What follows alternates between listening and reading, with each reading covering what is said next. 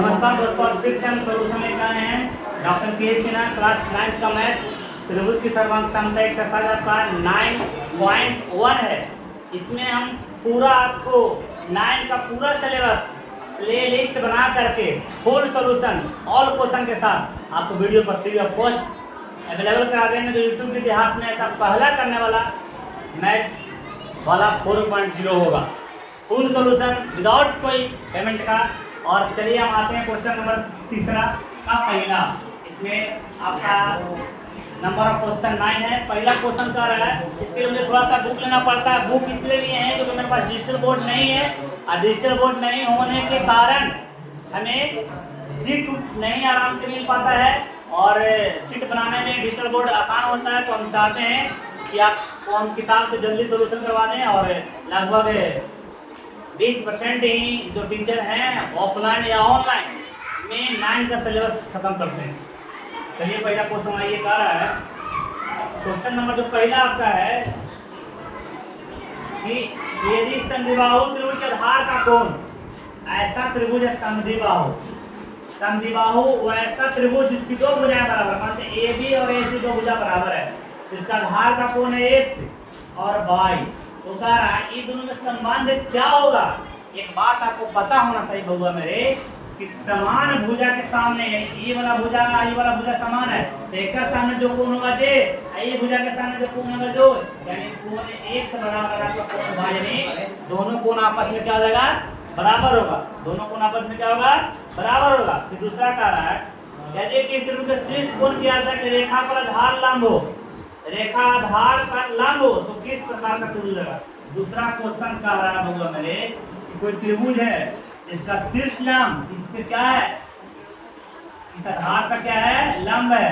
मानते हैं एबीसी कोई त्रिभुज है, लंब है, क्या है, लंब है। तो लंब है तो ऐसा नहीं है कि शीर्ष लंब होता है जो बराबर भाग में बांटता है, मतलब लंब है मतलब 90 डिग्री है।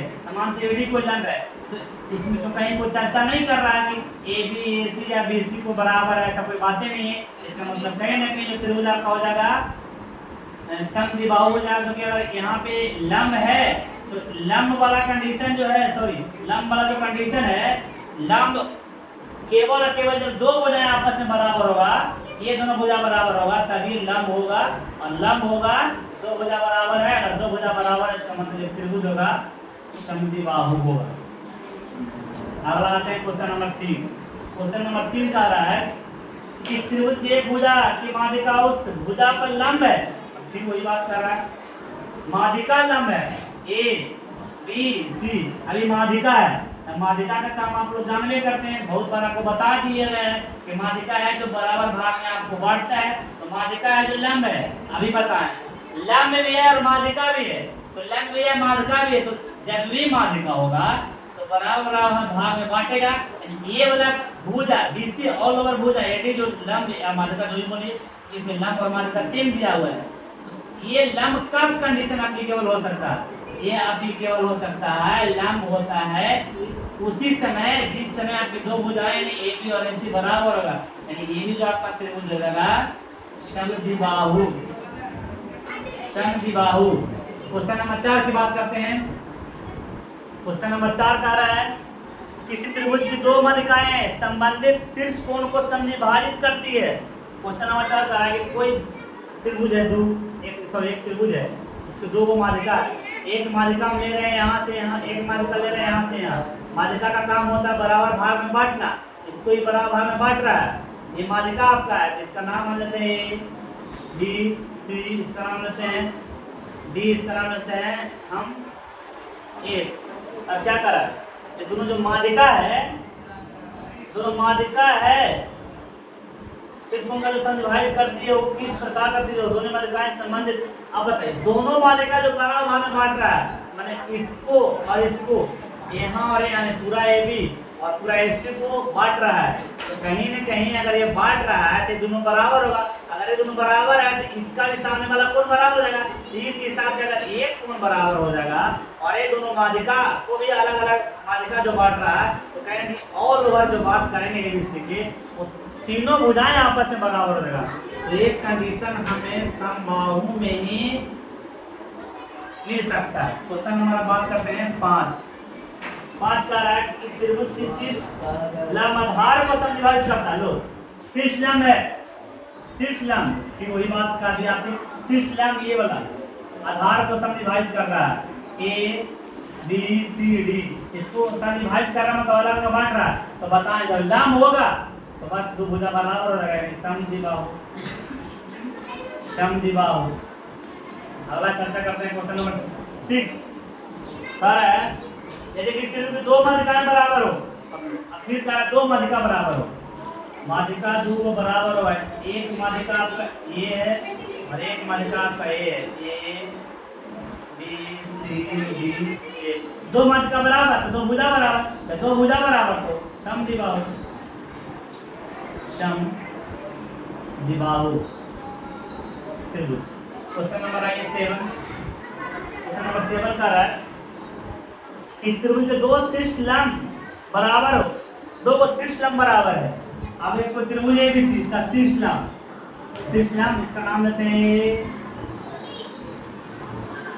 बी सी, एक शीर्ष लंब लेते हैं एडी, शीर्ष लंब है मानना पड़ेगा आपको, एक शीर्ष लंब लेते हैं आपको हम बी एफ।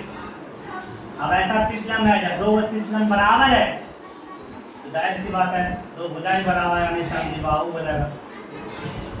इसमें मैक्सिमम चीज आपको समझना है, ऐसा नहीं कि सबका आंसर समद्विबाहु मार देंगे मेरा काम हो जाएगा, आपको दिमाग लगा कर समझना पड़ेगा। अब क्वेश्चन नंबर आते हैं हम 8, क्वेश्चन नंबर 8 क्या कह रहा है यदि किसी तरह की दो शीर्ष लंब बराबर हो, फिर वही बात है शीर्ष लंब दो बराबर होगा, शीर्ष लंब बराबर होगा, दो शीर्ष लंब बराबर, फिर क्या रहा सॉरी हम 8 का 7 में बता दिए हैं, तो 7 का 8 में बता दे रहे हैं, दो शीर्ष लंब बराबर है, दो शीर्ष लंब बराबर है, समझ नहीं आएगा। 8 का रहा है कि शीर्ष कोण का अर्धक, शीर्ष कोण ये हो गया है, ये हो गया, तो एबीसी इसका जो अर्धक है, इसका जो अर्धक है शीर्ष कोण का अर्धक, शीर्ष कोण का अर्धक, शीर्ष कोण का अर्धक आधार को माने इसको अलग अलग बांट रहा है, ये अर्धक है जो, तो अगर आधार को अलग अलग बांट रहा है तो कहीं ना कहीं दो भुजा भी अलग अलग आपस में बराबर हो जाएगा, ये भी आपका समद्विबाहु हो जाएगा, समद्विबाहु त्रिभुज।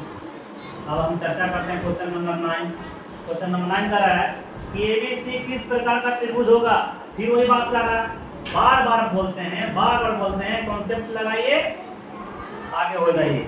माध्यिका है, एक माध्यिका बी एक माध्यिका सी, तो एक माध्यिका बी एक माध्यिका सी, दोनों माध्यिका बराबर है, दो माध्यिका बराबर तो दो भुजा बराबर, तो दो भुजा बराबर तो समद्विबाहु त्रिभुज, समद्विबाहु त्रिभुज, समद्विबाहु त्रिभुज होगा। ठीक है, नेक्स्ट क्वेश्चन का सलूशन अगले वीडियो में आपको मिलेगा।